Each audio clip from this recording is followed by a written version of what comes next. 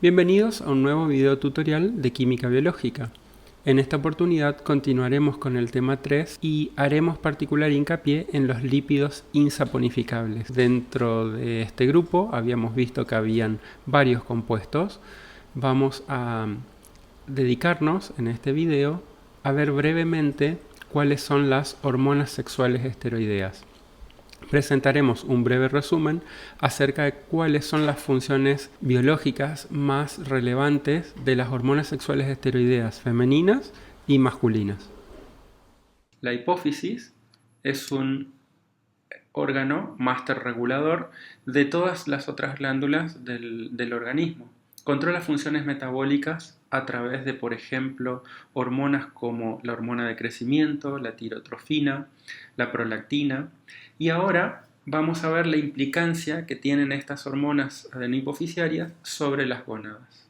Similarmente como en otros ejes, la liberación de LH y FSH está bajo el control tónico de una hormona hipotalámica, en este caso, gonadoliberina. Esta, a su vez, se regula en función de las concentraciones de los esteroides sexuales sintetizados por los órganos blancos, constituyendo a nivel hipotalámico lo que se denomina un feedback largo o a nivel hipofisiario lo que se denomina un feedback corto. La gonadoliberina es un péptido que se sintetiza en el hipotálamo y se transmite por las terminales nerviosas del mismo hacia la adenohipófisis. En cambio, la LH y la FSH son hormonas de naturaleza glucoproteica que actúan sobre receptores de membrana, los ya vistos GPCR, los receptores acoplados a proteína G, tanto en el testículo como en el ovario. Particularmente, la LH actúa sobre la superficie de las células de Leydig y tiene esta hormona un doble propósito. Primero, la esteroidogénesis, es decir, la síntesis de testosterona, y luego, a través de esta, la producción de espermatozoides en el túbulo seminífero. ¿Por qué? Porque esta testosterona actúa sobre las células de Sertoli que se encuentran entre las espermatogonias. Si recordamos brevemente la anatomía del testículo, este órgano está dividido en septos y adentro de estos compartimentos tenemos lo que se denomina el túbulo seminífero. Si hacemos un corte transversal de este túbulo seminífero, nos encontramos con que las espermatogonias, que se van a convertir a través de un proceso denominado morfogénesis en espermatozoides, están suspendidas por todo el interior del túbulo, formando una especie de pseudoepitelio. Y entre las espermatogonias o las espermátides que se van formando, se encuentran las células de Sertoli que funcionan a modo de soporte. Entonces, sobre estas células actúa la testosterona fabricada por las células de Leydig. Como se ve aquí también, la testosterona produce el control por retroalimentación en el hipotálamo a través del bloqueo de la secreción de gonadoliberina. Y a nivel hipofisiario también se muestra el feedback corto. La FSH se une a las células de Sertoli y activa la síntesis de la proteína fijadora de andrógenos, ABP. Esta proteína es una glucoproteína que se une a la testosterona. La ABP es secretada al lumen del túbulo seminífero. En este proceso, la testosterona producida por las células de Leydig es transportada en concentración muy alta al sitio de la espermatogénesis. Y aparentemente este es un paso crítico que aumenta la eficiencia de acción de la testosterona. Entonces, finalmente la testosterona es esencial para dos cosas. Primero, es esencial para el crecimiento y división de las células germinales testiculares, es decir, el desarrollo de los caracteres sexuales primarios, y también en el desarrollo de los efectos de los caracteres sexuales secundarios, es decir, en el varón los efectos virilizantes.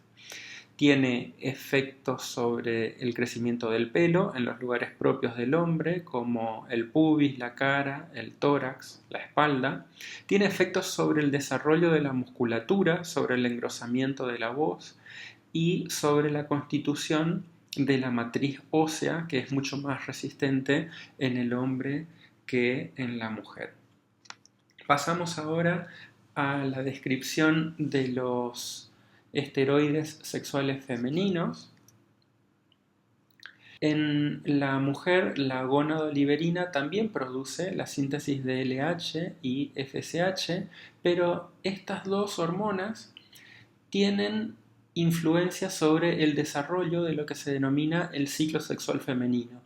La hormona folículo estimulante actúa en la primera etapa del ciclo y la LH actúa en la segunda mitad. De manera análoga a lo que hicimos en el testículo, el ovario es un órgano también esférico, tiene una corteza y tiene una médula. La médula está muy vascularizada y la corteza presenta en su grosor lo que se denomina folículo femenino. El folículo es una estructura que va creciendo a lo largo del ciclo sexual femenino, sobre todo en la primera mitad y por acción de la hormona folículo estimulante. Este folículo está primeramente constituido por pocas células en la periferia y el ovocito en el medio. A medida que va creciendo, las células de la periferia se diferencian en dos estirpes celulares, una estirpe más externa que se denominan células de la teca y una más interna que se denomina células de la granulosa. En medio del ovocito y las células de la granulosa se va produciendo una acumulación de líquido que son los esteroides sexuales que fabrican las células de la granulosa. La FSH actúa sobre estas últimas, sobre las células de la granulosa, para inducir la síntesis de estrógenos, primordialmente estradiol, aunque son varios los estrógenos que se producen. Las células de la teca producen testosterona y esta testosterona es sustrato de una enzima que se denomina aromatasa. Esta enzima promueve la aromatización del primer ciclo, del ciclopentano perhidrofenanteno de la testosterona, y entonces esta molécula se convierte en estradiol. Y este estradiol, como bien dijimos antes, se acumula en el antro folicular. Hacia el día 14, la hipófisis aumenta súbitamente la síntesis de LH, se produce un pico de LH y esta hormona luteinizante produce lo que se denomina ovulación, que no es otra cosa que la expulsión del ovocito secundario que se encontraba en el centro del folículo hacia el espacio peritoneal, y entonces este ovocito penetra por la trompa de Falopio y se dirige hasta la mitad de la misma esperando la fecundación.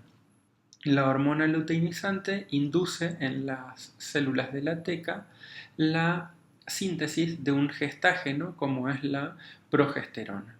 Esta progesterona tiene varias funciones biológicas, pero podemos sintetizar diciendo que actúa sobre el útero, lo mantiene relajado al útero y al mismo tiempo la mucosa uterina empieza a aumentar en grosor, preparándose para que si eventualmente existe fecundación en el medio de la trompa de Falopio, el huevo o cigoto pueda implantarse en esta mucosa uterina. Al mismo tiempo, la progesterona, como les decía antes, mantiene relajado al útero de manera que pueda empezar a distenderse y que eso favorezca al crecimiento del ovocito, la transformación en embrión y finalmente en feto. Bien, entonces, como puede verse, las hormonas sexuales femeninas, esteroides, tienen una función fisiológica mucho más compleja. En esta presentación estamos resumiendo solo los aspectos bioquímicos más relevantes, pero a modo de conclusión podemos decir que estas hormonas preparan a los componentes estructurales del aparato reproductor femenino para su actividad mediante al menos 5 acciones. Primero, la maduración de las células germinales. Segundo, el desarrollo de los tejidos, que permitiría la implantación del blastocisto y posteriormente su conversión a embrión y luego a feto. La constitución de un ritmo hormonal para la ovulación, el establecimiento de todo el medio endocrino requerido para sostener el embarazo y por último el suministro de hormonas para el parto y la lactancia. Esto no hemos visto en esta presentación, pero cuando se estudian los efectos biológicos de la prolactina, por ejemplo, se puede entender esta función en su conjunto. Bien, para finalizar les dejo dos hipervínculos a unos videos de YouTube que me parecieron muy interesantes. Como sé que es complicado copiar esto desde un video, los enlaces web están disponibles en el aula virtual y estamos a su disposición para cualquier pregunta o consulta que pueda surgir. Desde ya, muchas gracias por su atención.